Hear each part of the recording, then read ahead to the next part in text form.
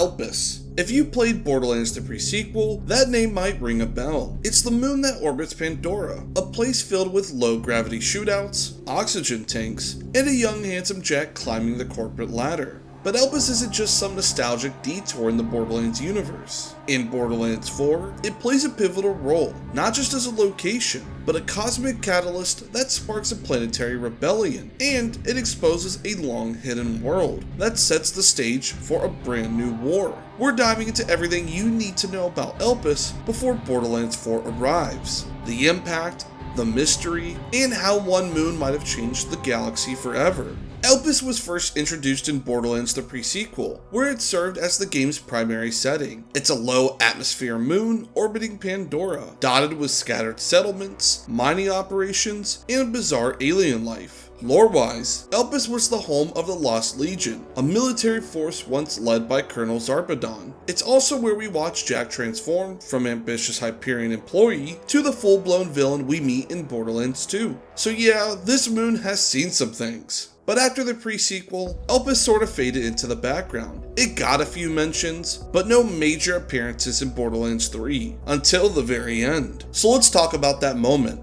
At the end of Borderlands 3, the Great Vault threatens to tear Pandora apart, and above it, Elpis begins falling from orbit. In a last-ditch effort to save the planet, Lilith sacrifices herself. She uses her siren powers to teleport Elpis away, branding a fiery crimson star across the surface of Pandora. Then, silence. For years, fans were left wondering, where did Elpis go? Did Lilith survive? Now, we know. Elpis didn't vanish into nothing. It ended up orbiting a completely different planet, Kairos.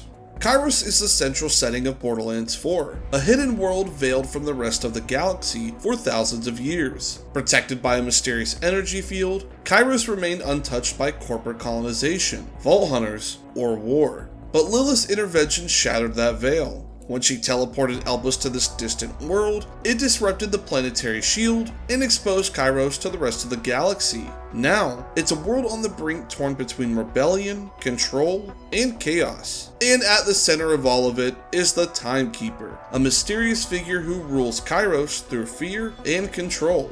His enforcers, known as the Order, are synthetic soldiers built for obedience, but their power doesn't just come from machines. It comes from bolts, cybernetic implants forced on the people of Kairos. These implants don't just track you or enhance you, they control you. Thoughts, behavior, loyalty, all monitored and manipulated. It's a digital leash, and people are ready to snap it. So where does Elpis fit into all of this? Well, it's a spark that lit the fire. When Elpis arrived, it shattered the veil, revealing Kairos to the galaxy and igniting a storm of rebellion. The planet is no longer hidden. The Timekeeper's control is no longer absolute. We now know that Elpis is still intact, but not destroyed, and it's visible in the skies above Kairos during gameplay. But it's more than just a backdrop. Elpis is a symbol, a reminder of Lilith's sacrifice, a cosmic trigger that unraveled centuries of control.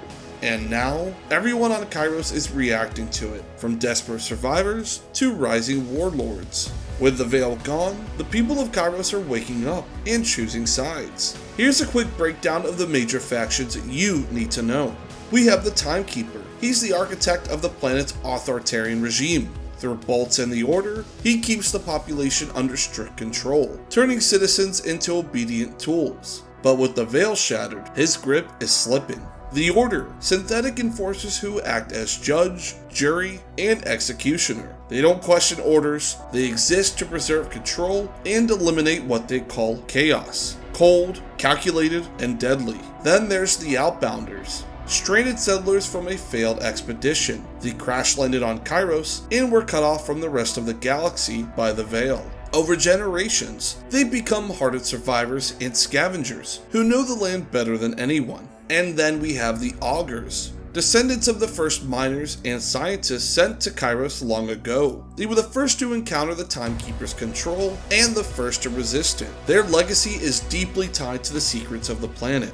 Moving on, we have the Electi, the once privileged elite of Kairos who now find themselves locked outside the city walls. Once allies of the regime, now they fight to reclaim the power they lost, even if it means rewriting the rules. And then there's us, the Vault Hunters, 4 brand new characters dropped into the middle of this war, each with their own reasons for fighting.